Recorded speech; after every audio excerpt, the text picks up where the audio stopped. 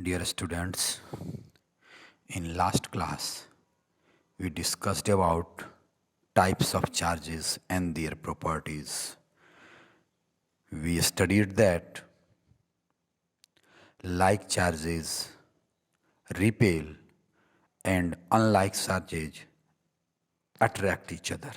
We also studied that when we bring a positive charge in direct contact to a negative charge of equal value, then both neutralizes effect of each other. And it is also well known to you all that SI unit of charge is Coulomb. Coulomb is the SI unit of charge. About this, we know this very fact from class 10. Now come over interaction between two charged particles. दो chard particle के बीच में interaction कैसे होता है, क्या होता है, we are going to discuss that very thing, right. Here interaction means कि दो चार्ज पार्टिकल के बीच में इंटरेक्शन होगा, क्या कुछ होगा, मीन्स हमने यह कहा अभी कि two charged particles either attract or repel each other. That depends on nature of the charges, and it is your interaction. It means that, and this very attraction and repulsion is force. It means that we are going to discuss force between two charged particles. Force between two charged particles, which is also known as Coulomb's law.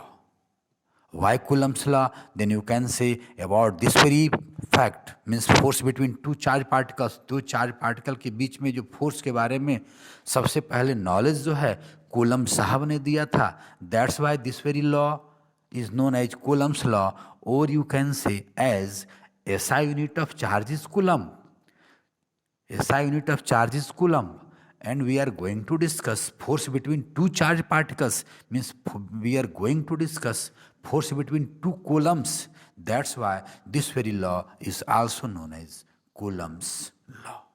Then now come over Coulomb's law, means interaction between two charged particles, means you can say force between two charged particles, right? Now see here, let us suppose here you have two charged particles. One is Q1 and another is Q2, right? Let us suppose here we have two charged particles. One is Q1 and another is Q2, right? And both are separated by some distance R. Then no doubt, and let us suppose both are positively charged particles. तो अब ये दोनों positively charge particles है, then it is sure that there will be repulsion between these two. और अगर इसमें से एक पॉजिटिव होता और एक निगेटिव होता तो यह श्योर है कि दोनों के बीच में अट्रैक्शन होता. It mean that force between two charge particles may be attractive, may be repulsive, that depends on nature of charges, right. कि दो चार्ज पार्टिकल के बीच में जो होगा, जो फोर्स होगा, अट्रैक्टिव होगा या रिपल्सिव होगा, वह डिपेंड करेगा कि दोनों चार्ज दोनों चार्ज पार्टिकल सिमिलरली चार्ज हैं या अपोजिट चार्ज है, right. But there will be force, there will be interaction, right. Interaction होगा. Then now fact is this कि अगर इंटरेक्शन होगा तो वह जो फोर्स लगेगा, क्वेश्चन इज दिस कि वह फोर्स की वैल्यू कितनी होगी. देन वी यूज टू से force of attraction or repulsion, which will depend on nature of charges between two charged particles, is directly proportional to product of the charges and inversely proportional to a square of distance between them. It means that we can say कि अगर दो charge particle certain distance से separated होंगे, means दोनों में interaction होगा, and that very interaction will be visible in the form of force. दोनों के बीच में एक फोर्स लगेगा और वह जो फोर्स होगा that will be directly proportional to product of the charges and inversely proportional to a square of distance between these two. Now see here, यहाँ देखिए, it means that we can say F will be directly proportional to Q1 into Q2 and inversely proportional to a square of distance between these two. Right. अब अगर इन दोनों equations को combine करेंगे then we can write F will be proportional to Q1 into Q2 by R square, right? In some books, this very law is given as force of attraction or repulsion between two charged particles.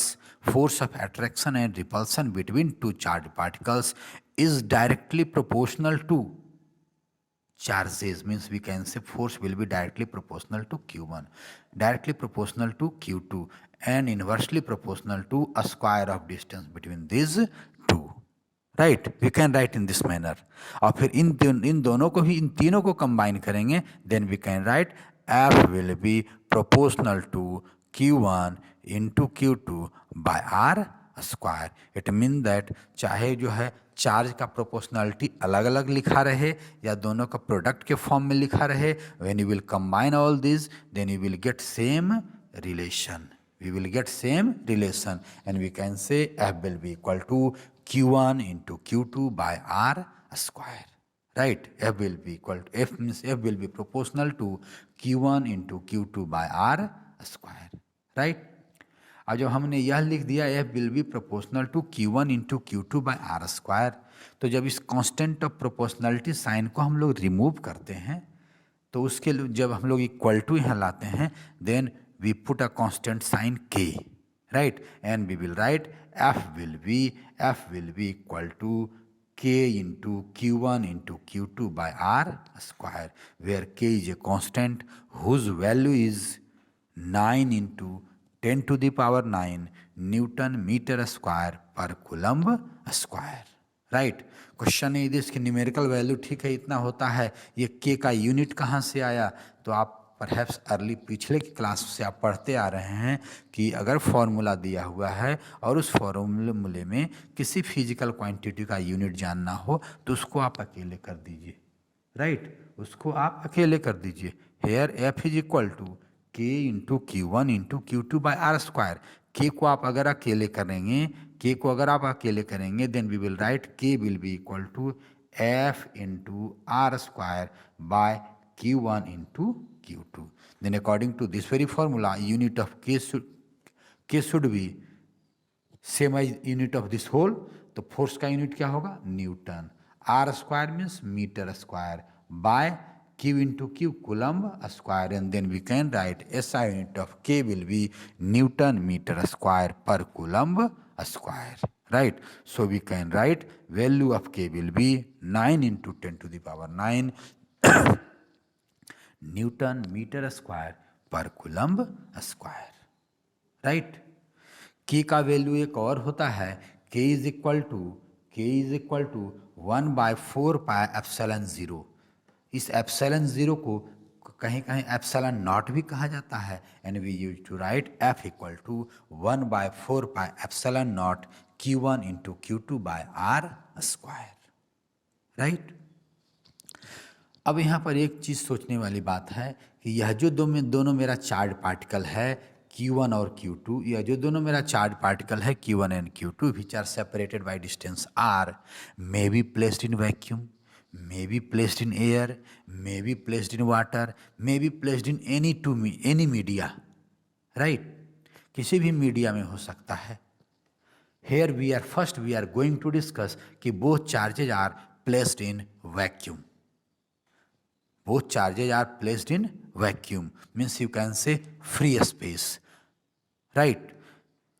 कभी कभी air को भी vacuum के equivalent लिया जाता है, air medium को भी वैक्यूम के इक्विवेलेंट लिया जाता है. देन थोड़ी देर के लिए आप ट्रीट कर सकते हैं कि let us suppose both charges are placed in air, but generally जो है हम लोग वैक्यूम मीन्स कहते हैं the place where there is nothing, gas भी नहीं है, कोई एयर भी नहीं है, एयर पार्टिकल भी नहीं है, राइट? तो let us suppose here we are going to discuss when both charges will be placed in vacuum. तो जब वैक्यूम में प्लेस्ड होगा then your formula will become, पहला जो फार्मूला आया F equal to K Q1 into Q2 by R square. दूसरा formula आया F equal to 1/4 pi epsilon 0 Q1 into Q2 by R square, right? अब यहाँ पर ध्यान से सोचेंगे जरा सा, इतना वैल्यू आ रहा है। क्वेश्चन इज दिस कि जो यहाँ इस सेकेंड फार्मूले में, जो सेकेंड फार्मूले में आपका 1 आ रहा है that is constant, 4 pi is also constant. यहाँ पर आ रहा है epsilon zero. Question is this कि what is epsilon zero. Q1 जो है चार्ज है, Q2 चार्ज है, R डिस्टेंस ऑफ सेपरेशन है।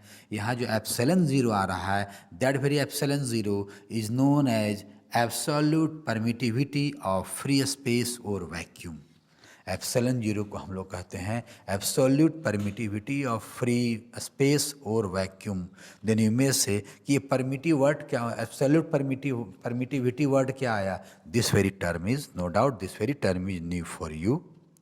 इसको हम लोग बाद में डिस्कस करेंगे, लेकिन यह जानिए कि epsilon zero is a constant which is known as absolute permittivity of free space or vacuum, and its value is 8.854 into 10 to the power minus 12.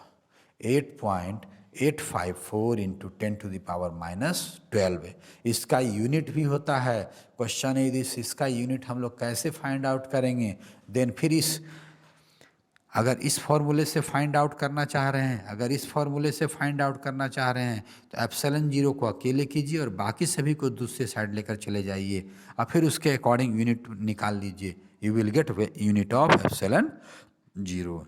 It's value is coulomb square newton minus coulomb square newton minus 1 into metre minus 2, और you can say coulomb square per newton per metre square. Right. दूसरा तरीका इसका निकालने का है, क्योंकि जो है इस फॉर्मूले में जो के आ रहा है that is equivalent to 1/4 pi epsilon zero, that is equivalent to 1/4 pi epsilon zero, और you can say that is equal to 1/4 pi epsilon zero. इन दोनों को भी इक्वल करके जो है यहाँ से जो है एप्सिलॉन जीरो का वैल्यू आप फाइंड आउट कर सकते हैं। Right. It means that we can say, simply we can say, when two charges will be placed in a medium or when two charged particles will be placed in vacuum, then there is interaction between them, there will be force, there will be action of force between them. That very force may be attractive, may be repulsive, that depends on nature of charges, but that very force मेरा लगेगा and that will be equal to K Q1 into Q2 by R square. Right? यहाँ पर we used to say कि this very law is applicable for point charge. Point charge के लिए applicable होता है। See here, यह question है this कि what is point charge. Right. तो in class 11 you have studied about point mass. Question is this कि what is point mass. ये पॉइंट मास क्या होता है। राइट। पॉइंट मास, पॉइंट मास, या पॉइंट मास क्या होता है। देन हमने क्लास 11th में पढ़ा है, if there is a body having some mass, और उस बॉडी का मास जो है, उस बॉडी का जो है उस बॉडी का जो साइज है और सभी बॉडीज का जो है, अगर मान लो किसी रीजन में ढेर सारे बॉडीज जो हैं और एक पर्टिकुलर बॉडी जो है उसका मास जो है, उसके distance of separation between other masses particle के बीच में जो सेपरेशन है उसके कंपैरिजन में अगर उसका मास बहुत ही कम है, then that very mass is considered as point mass. फिर से सुनेंगे कि if in a region there are large amount of massive bodies and if mass of one body or if mass of any body is very less in comparison to distance of separation between the massive bodies, then that very mass is considered as point mass। क्योंकि उस reason में ढेर सारे मास हैं और उसका मास जो है डिस्टेंस ऑफ सेपरेशन जो दो मासेस के बीच में है उसके कंपैरिजन में उसका मास बहुत कम है, तो माना जाएगा कि उसका मास एक सिंगल पॉइंट पर कॉन्सेंट्रेटेड है, उसका मास एक सिंगल पॉइंट पर कॉन्सेंट्रेटेड है। That's why that very mass is considered as point mass. Right. Similarly यहाँ पर एक टर्म यूज हुआ है point charge. Question is this कि पॉइंट चार्ज क्या होता है. Then simply you can say कि let us suppose in a region there are large amount of charge particles and अब चार्ज पार्टिकल है ढेर सारे हैं, सभी के बीच में डिस्टेंस ऑफ सेपरेशन होगा. अगर कोई चार्ज पार्टिकल का जो वैल्यू है, जो उस पर चार्ज है, that is very very less in comparison to distance of separation between different charge particles, then that very charge particle will be considered as point charge. It means that we can say, if size of charged particle or charged body is very very small in comparison to separation between the charged particle, then that very charged particle will be considered as point charge, and this very formula is applicable for point charge. Right. अब जरा सा इसमें आएंगे. आपने यह कहा this very law is directly proportional to this very force is directly proportional to amount of charges present over charge bodies. Charge bodies पर जो चार्ज होगा उसके चार्ज के डायरेक्टली प्रोपोर्शनल होगा. ये चार्ज Q1 है, ये चार्ज Q2 है, और दोनों के बीच में डिस्टेंस ऑफ सेपरेशन R है. देन क्वेश्चन इज दिस कि इसका मतलब अगर Q1 डबल हो जाएगा तो फोर्स क्या हो जाएगा. Then in the formula Q1 के जगह 2Q1 डालना पड़ेगा. It mean that force will be also doubled. Q2 double हो जाएगा तो क्या होगा. देन Q2 के जगह हमको 2Q2 डालना पड़ेगा. It mean that again force will be doubled. Q1 और Q2 दोनों डबल्ड हो जाएंगे. Then we will write 2Q1 into 2Q2, so force will become 4 times. Right. And distance of separation double हो जाएगा तो यह R स्क्वायर के inversely proportional है. R मेरा नीचे है, और जब R डबल हो जाएगा इट मीन दैट 2R का होल स्क्वायर हो जाएगा. It mean that 4 square force will become K Q1 into Q2 by 4R square, means force will become 1/4. Right? Clear to you all? Okay. Now my dear, come over. We used to say कि force is a vector quantity. ये हम लोग coulomb law से जो expression पाते हैं that is force between two charged particles, and force is a vector quantity. It has magnitude as well as direction. तो magnitude तो हम लोग फार्मूला से निकाल लेंगे. दो चार्ज पार्टिकल अगर समथिंग डिस्टेंस से सेपरेटेड हैं, then what will be amount of force which will be applied by one over another. We can find that by the help of formula F equal to K Q1 into Q2 by R square, or F equal to 1 by 4 pi epsilon naught Q1 into Q2 by R square. But my dear, it has direction also. Force को direction भी होता है. Right. Then question is this कि Q1 पर जो force लगेगा किधर लगेगा, Q2 पर जो फोर्स लगेगा किधर लगेगा. इट मीन दैट यह जो कूलम्ब लॉ हमको मिल रहा है, it has magnitude as well as direction. So इसका मतलब जो है it will be considered as a vector quantity. That's why we have need of to study vector form of Coulomb law. Right? Coulomb law का vector form क्या होगा. It mean that हमको इस law में फोर्स का numerical value तो दिखाएंगे. We will show direction also. So now come over vector form of Coulomb law. आइए जरा सा हम लोग देखें vector form of Coulomb law पर. देन नाउ सी हियर, यहाँ देखिए, see this very figure. We have drawn है ए कार्टेशियन कोऑर्डिनेट सिस्टम हमने ड्रॉ किया है एक कार्टेशियन प्लेन पर. It is your x axis and it is your y axis. Right.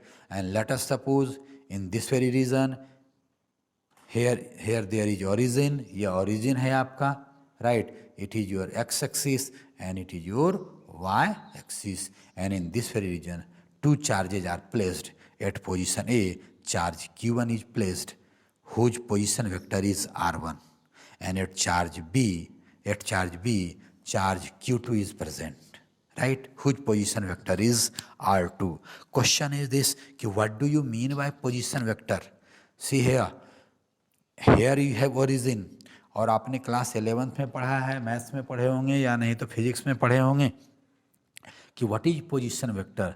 Then we can say that vector which gives us about position of any object, that vector which gives us about knowledge of position of any point or anything, that is known as position vector.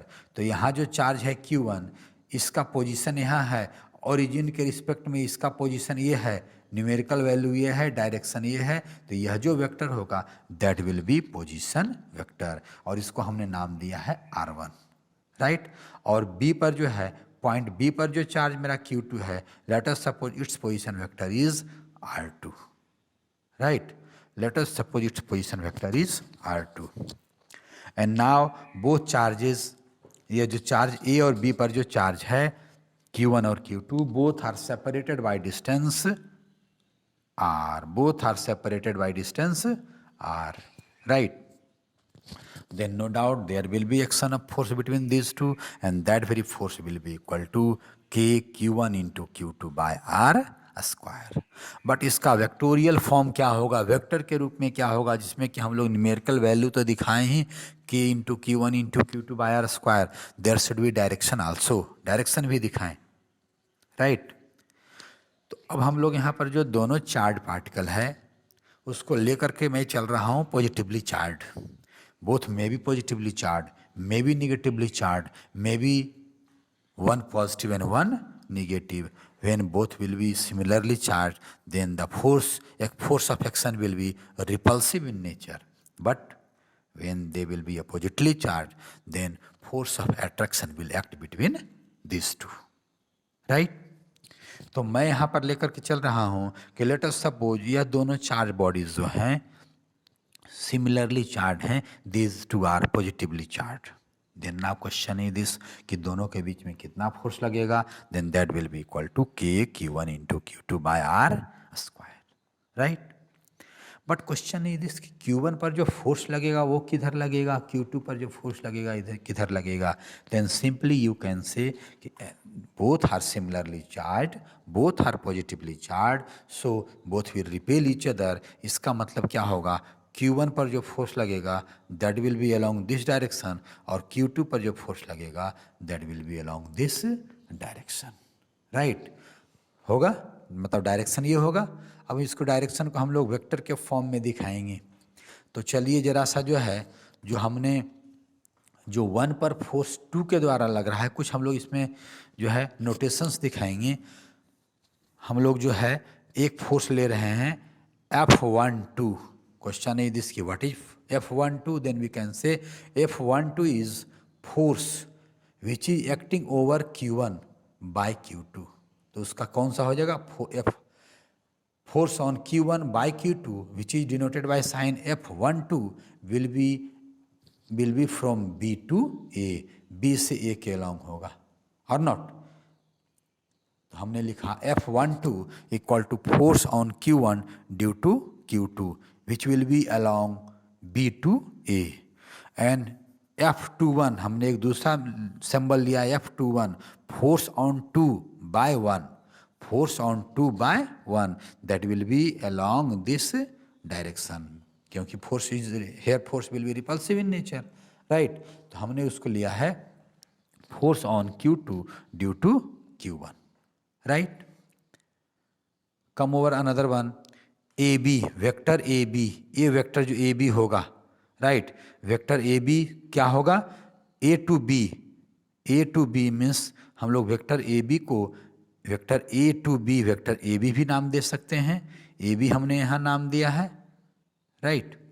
हमने यहाँ नाम AB दिया है, this one AB which is equal to and तो होगा क्या, from 1 to 2, Q1 to Q2, इसलिए हमने इसको नाम दिया है R12, right. Vector pointing from Q1 to Q2, it is your AB, vector AB और vector R12 is a vector pointing from Q1 to Q2. And similarly B to A will be equal to R2 to Q2 means 2 Q1 means R2 to 1, which will be equal to vector pointing from Q2 to Q1. Q2 to Q1. Then now question is this कि what will be value of force between these two. तो हम लोग निकाल रहे हैं value का जो है फोर्स ऑन 1/2. 1 के द्वारा 2 पर कितना फोर्स लगेगा, राइट. 1 के द्वारा जो है 2 पर कितना फोर्स लगेगा उसको हमने सिंबल दिया F12. देखिए इसमें हमने जो है F12 के ऊपर वेक्टर का नोटेशन दिया है. It mean that in this very thing, in this very expression we will show numerical value as well as direction. Then we can write F12 will be equal to 1/4 pi epsilon 0 Q1 into Q2 by R square. दोनों के बीच में distance हमने R लिया है bye R square. और इसका direction किधर होगा, from B to A. Vector जो लेंगे B to A और R2 to 1. Then my dear see here, अगर R2 1 लेंगे, R2 to 1 लेंगे तो डायरेक्शन दिखाने के लिए आप जब अगर न्यूमेरिकल वैल्यू लेंगे then numerical value will be this 1/4 pi epsilon 0 Q1 into Q2 by R square. But for direction के लिए हम लोग जो है आपने यह पढ़ा था क्लास 11th में यह पढ़ा था कि vector A is equal to magnitude of vector A into unit vector A. अगर A वेक्टर है तो यह वेक्टर जो है कितने के बराबर होगा, तो A का मैग्नीट्यूड जितना होगा उसका magnitude multiplied by a unit vector along the direction of vector A, right.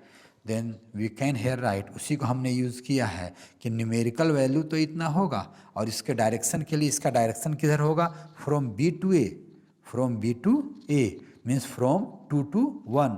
तो 2 to 1 तो हमने जो है सी है 2 to 1 के लिए R21 हमने एक यूनिट वेक्टर लिया है, R2 to 1, right. R2 to सी है R2 to 1 यूनिट वेक्टर. हमने यूनिट वेक्टर के ऊपर कैप दिखा दिया means that is unit vector. Numerical value में हम लोग यूनिट वेक्टर हम लोग मल्टीप्लाई कर देंगे then that will become complete vector, right. And which will be equal to 1/4 pi epsilon 0 Q1 into Q2 by R square into unit vector को हम लोग क्या लिख देंगे, will be equal to vector divided by magnitude of vector means we can write it will be equal to R21 divided by magnitude of R21, right. तो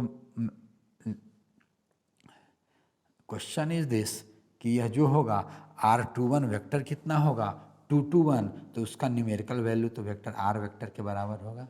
उसका जो numerical value होगा that will be equal to R, right.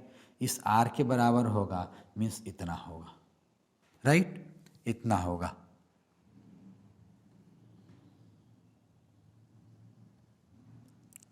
Right.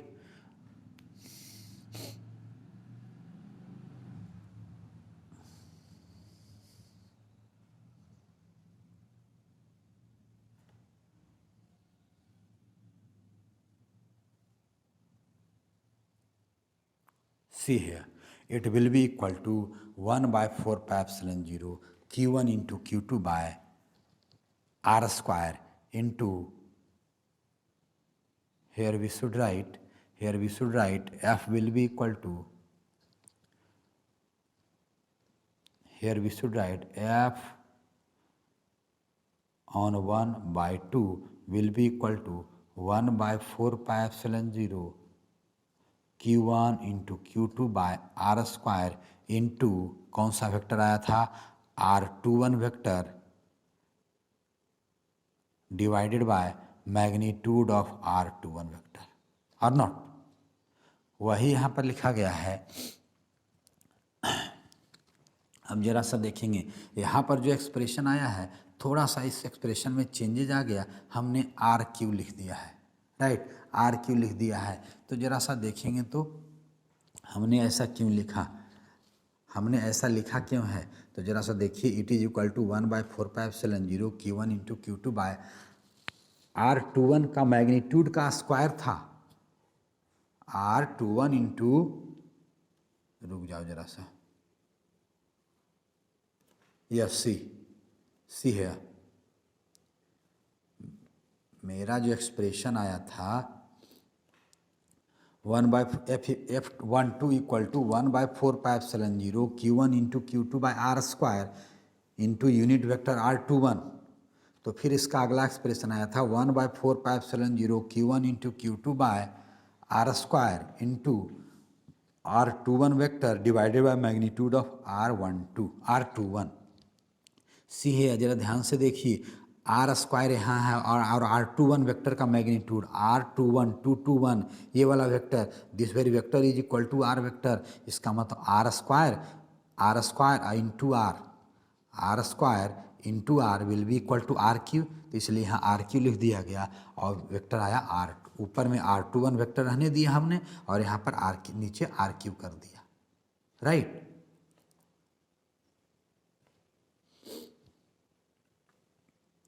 See here, it means that F will be equal to 1/4πε0 Q1 into Q2 by RQ into R21, right. अभी R21 को हम लोग एक दूसरे फॉर्म में लिखेंगे, राइट, जरा सा देख लीजिए,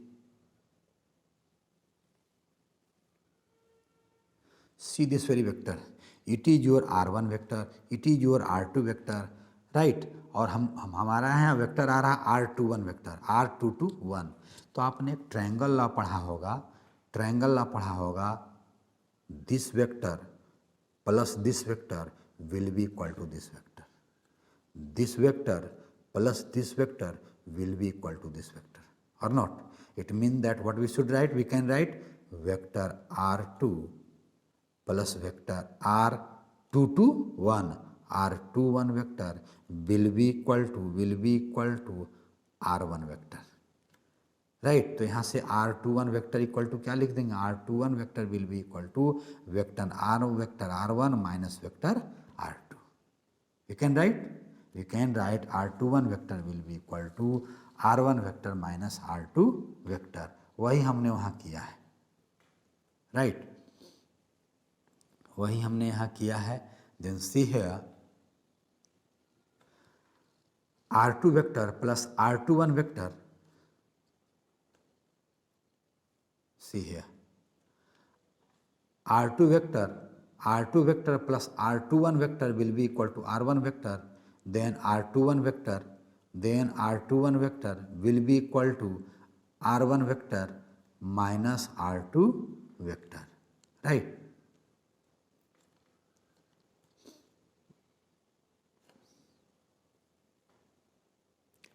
We can write R21 vector will be equal to R1 vector minus R2 vector, right, इतना हमने लिख दिया और उसी को हमने जो है इस R21 वेक्टर को जो है हमने यहाँ पर लिख दिया है at this very position. So our expression has become 1/4 F equal to 1/4πε0 Q1 into Q2 by RQ into R1 minus R2। अब नाउ सी हेयर, देखिए यहाँ वेक्टर विजिबल हो रहा है, it mean that force on 1/2 will be equal to 1/4πε0 Q1 into Q2 by RQ into vector R1 minus vector R2, right. Consider this very equation as equation number 1, इसको equation number 1 consider कर लीजिए, right. अब इसको अगर equation number 1 consider कर लेंगे, इसको जब आप इक्वेशन नंबर 1 कंसिडर कर लेंगे, then your expression will become F12 will be equal to 1/4πε0 Q1 into Q2 by RQ into vector R1 minus vector R2। यह जो हमने फोर्स निकाला, force on charge Q1 by Q2, now come over what will be value of force on Q2, what will be value of force on Q2 by charge Q1, right. तो as I think कि force मेरा उतना ही होगा, it will be equal to numerical value इतना ही होगा, it will be equal to 1/4πε0 Q1 into Q2 by R square. But its direction will be from A to B, इसका जो डायरेक्शन होगा that will be from A to B, इसका जो direction होगा force on Q2 by Q1, इसका direction होगा इधर होगा, रिपल्सिव इन नेचर होगा, मीन्स ये इधर होगा, right. Mean that we can write force on Q2 by Q1 will be equal to 1/4πε0 Q1 into Q2 by r square into unit vector from Q1 to Q2 means R1 to 2 like this, right। तो अब जरा आ जाइए, तो it means that F will be equal to 1/4πε0 Q1 into Q2 by r square into unit vector R1 to 2। इसको फिर लिख दीजिए, then it will be equal to 1/4πε0 Q1 into Q2 by R square. R12 vector को हम लोग क्या लिख देंगे, R12 वेक्टर है तो देखिए, तो हम लोग ऐसे लिखेंगे, vector R1 plus vector R1 to 2 will be equal to vector R2। Picture ध्यान में जरा सा लगाइए, ऐसे था, ये R1 था, ये R2 था, ये R1 था, ये R2 था, यहाँ 1 था, ये 1 था, ये 2 था, मीन्स R1 to 2। तो क्या लिखेंगे, this vector plus this vector will be equal to this vector, R1 vector plus R1 to 2 vector will be equal to R2 vector, then R12 vector will be equal to R2 vector minus R1 vector, or not। So here we have written, जरा सा ध्यान से देखेंगे, हमने लिखा 1/4πε0 it is equal to 1/4πε0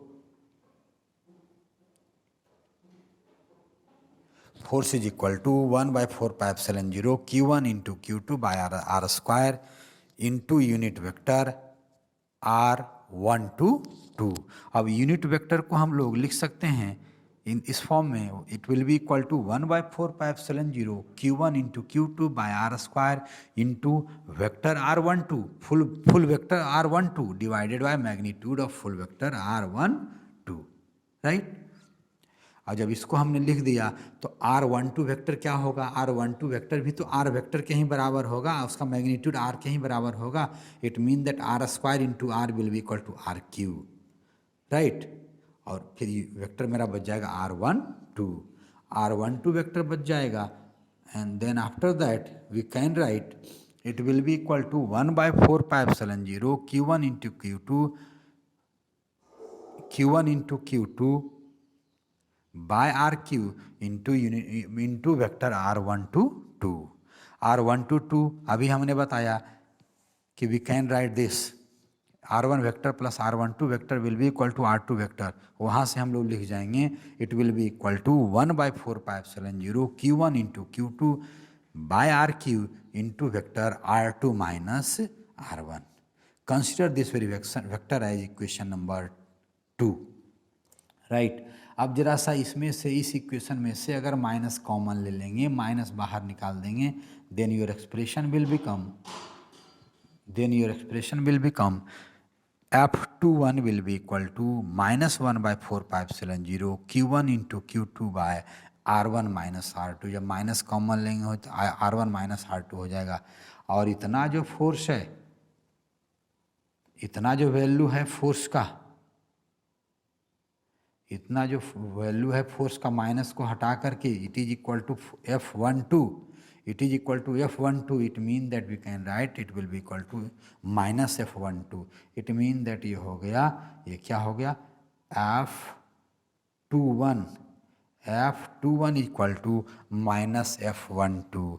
no doubt इसका मतलब दोनों जो फोर्स होगा, Q1 जो Q2 पर लगाएगा और Q2 जो Q1 पर लगाएगा, both will be equal in magnitude. लेकिन माइनस साइन आ रहा है, means both will be oppositely directed, and this very fact is according to Newton's third law of motion. हमने पढ़ा है action and reaction are equal and opposite to each other, action and reaction are equal and opposite to each other. It mean that कि एक जो है दोनों equal होगा magnitude में, दोनों बॉडी जो एक दूसरे पर फोर्स लगाएगा that will be equal in magnitude but opposite in direction, right. वह जो है डायरेक्शन अपोजिट होगा, right. Here we have to study one more fact.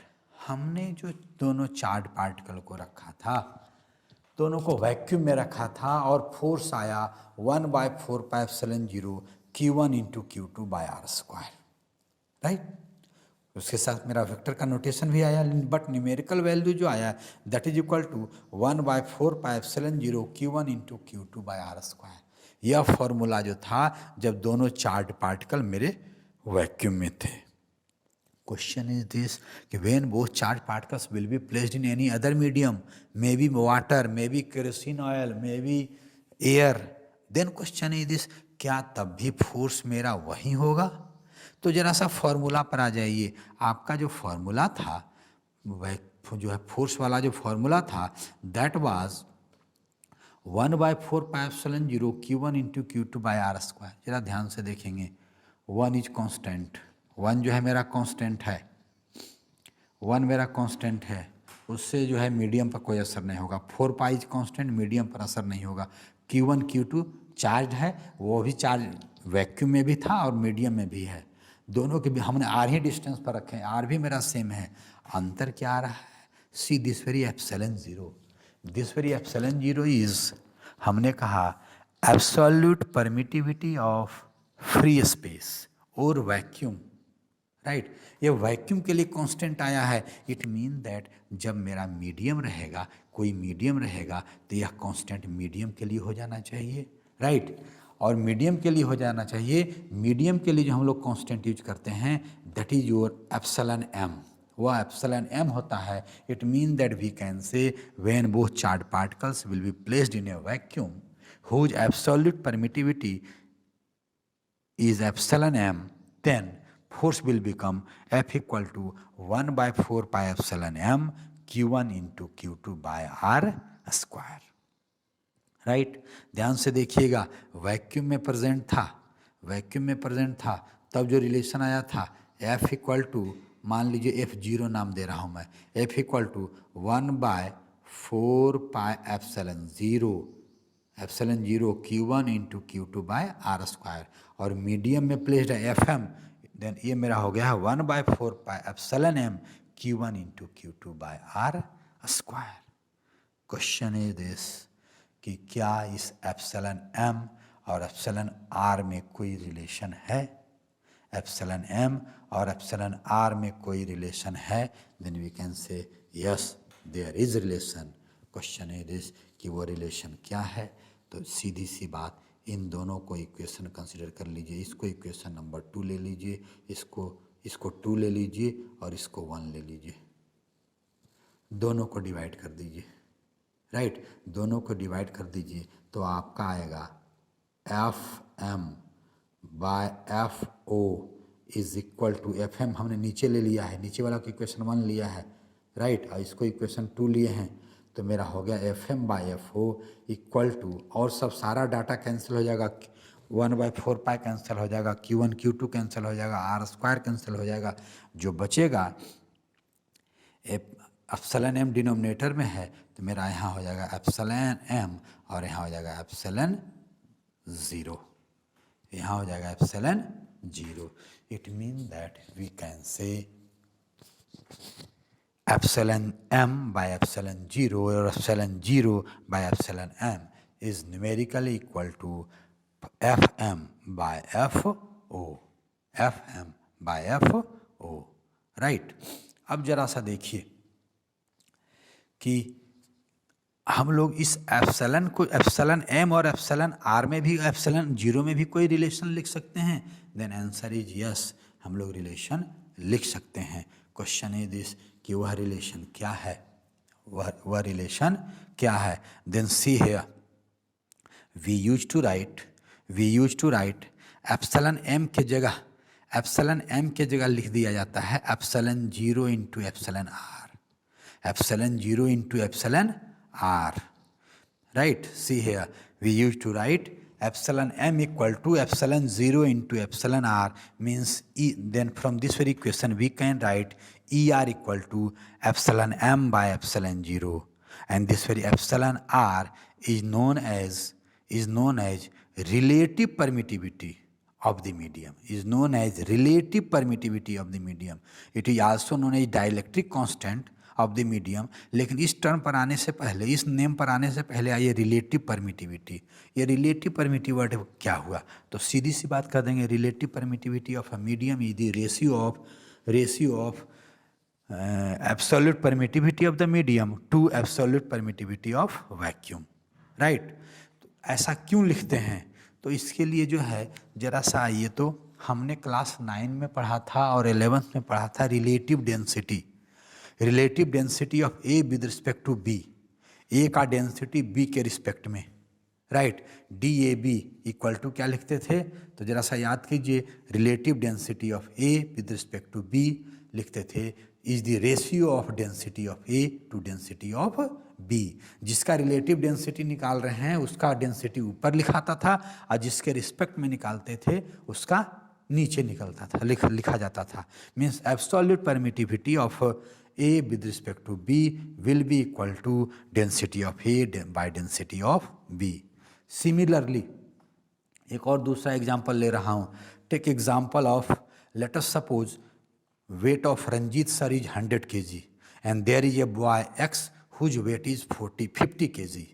Then can we say कि Ranjit sir is 2 times heavier than X? कह सकते हैं. It means that we can say relative weight of Ranjit sir with respect to X is 2. तो जब 2 लिखते थे तो 2 मेरा कैसे आएगा? 100/50 करें, 100/50 करें, मतलब रंजीत सर का वेट ऊपर रहेगा और एक्स का वेट नीचे रहेगा. It mean that we can say relative weight of Ranjit sir with respect to X will be equal to weight of Ranjit sir divided by weight of Ranjit sir divided by weight of X. Means जिसका weight निकालने जा रहे हैं, जिसका relative wait निकालने जा रहे हैं उसका वेट ऊपर, और जिसके रिस्पेक्ट में निकालने जा रहे हैं उसका नीचे. तो ठीक उसी तरह relative permittivity of medium with respect to vacuum, E R क्या है? Relative permittivity of the medium means permittivity of medium with respect to vacuum. तो हम लोग निकालने जा रहे हैं किसका रिलेटिव परमिटिविटी? मीडियम का. तो मीडियम का ऊपर रहेगा और जिसके रिस्पेक्ट में निकालेंगे उसका नीचे रहेगा. It mean that we can write E R will be equal to E M by E 0. तो जब इसको आप क्रॉस मल्टीप्लिकेशन करेंगे then it will become EM will be equal to E0 into ER. That's why we have written here EM equal to E0 into ER. So we can write कि अगर दो charge medium में रहेंगे तो उन दोनों के बीच में जो फॉर्मूला होगा फोर्स का, that will be equal to 1/4 pi epsilon m Q1 into Q2 by R square, and which will be equal to 1/4 pi epsilon m के जगह epsilon 0 into epsilon r लिख देंगे. Means epsilon 0 into epsilon r into Q1 into Q2 by R square. And this very epsilon r, which is known as relative permittivity, is also known as dielectric constant of the medium. Right? Okay, my dear.